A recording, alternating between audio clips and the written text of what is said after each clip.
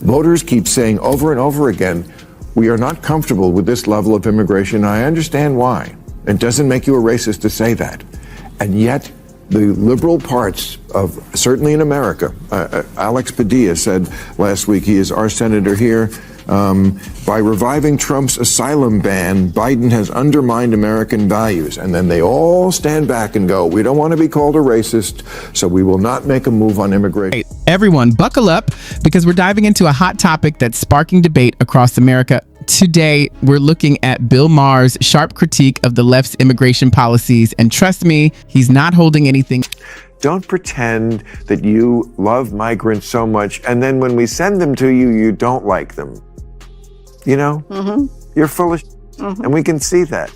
Yeah, you like them when it wasn't your problem because you're not a border state.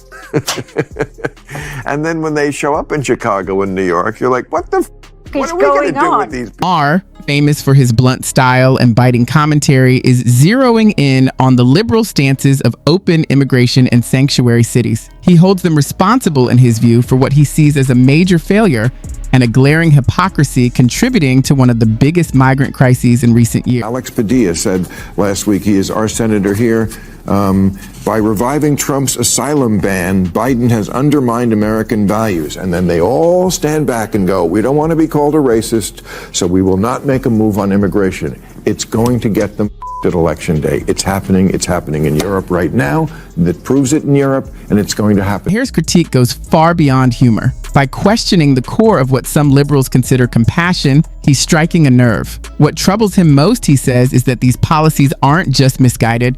They're a ticking time bomb waiting to explode. Didn't some of these places sort of deserve it? I'll ask you this.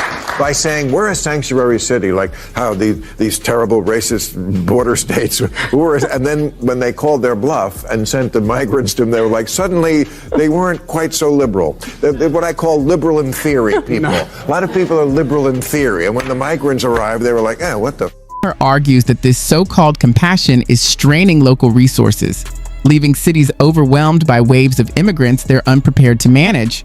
He isn't just taking aim at politicians like Eric Adams, though that's part of it. He's also highlighting the growing demand for stricter border controls, even voiced by immigrants themselves. Many who have made it this far are now saying enough is enough. This is a debate you won't want to miss. Some issues are simply too explosive to ignore, which is why subscribing matters. It keeps these important conversations alive. Let's break down exactly what Maher is saying. He contends that liberal ideals and their real-world outcomes are often in direct conflict. Take sanctuary cities, for example. On paper, the concept sounds appealing. Safe havens where immigrants can live without fear of local authorities collaborating with federal immigration officials no matter their legal status. But Maher disagrees, and he's far from alone in that view. Many people believe these policies, though well-intentioned, create more problems than they solve. That the left seems to have this unrelenting negativity toward the country that these immigrants work so hard to get here. Good point. They really worked hard to get here. And when Trump says, I think a lot of them are going, yeah, you're right, it's a hole where I came from. Why do you think I got on the ocean on a raft or walked 1,000 miles? Because I was living in paradise? There are places that are in this world, and the immigrant issue. These safe havens quickly became overwhelmed. Why? The explanation is straightforward. As busloads of refugees arrived, fleeing dangerous conditions across international borders, cities like New York, Chicago, and San Francisco, initially eager to embrace these policies, found themselves overrun. The number of arrivals far exceeded what these cities had anticipated or were prepared to handle. They supported the policies wholeheartedly, but the biggest mistake was underestimating just how hard it would be to expand resources to match the influx. When ideas meet reality, problems are bound to arise. Take New York City, for example. One of the most outspoken advocates for these programs was Mayor Eric Adams, who wanted the city to shine as a beacon of hope. Yet reality hit fast. Almost overnight, the city's shelters were overflowing. Resources remained stretched thin, even with state and federal support. And Maher believes this problem goes beyond mere poor planning. At its core, There's a fundamental gap between what's ideal and what's actually feasible. Immigration affects far more than housing. It strains emergency services, schools, and hospitals as cities face an overwhelming influx. Maher points out that even Mayor Eric Adams, who once championed New York as a beacon of hope, had to admit publicly that the city couldn't handle the numbers. While practical, this admission also served as a rare acknowledgement of policy failures. And New York isn't an isolated case. Chicago, for example, reached a breaking point as immigrants filled every available space, forcing the mayor to declare a state of emergency. The irony is striking. Politicians who once welcomed immigrants are now facing intense criticism from local communities frustrated by overcrowding and strain on public services. Complicated, delayed processes have left many immigrants in limbo, unable to move forward or return home. Maher emphasizes that open borders has become a political slogan rather than a practical policy, used by both parties to rally supporters while ignoring the real challenges where newcomers will live, how they will earn a living, and how they will affect already struggling communities. He highlights an often overlooked point. Many immigrants themselves support stricter, regulated borders, having seen friends and family navigate years of legal immigration, while others bypass the process, raising concerns about fairness and justice. Maher doesn't stop at criticizing politicians. He also calls out the media for incomplete coverage.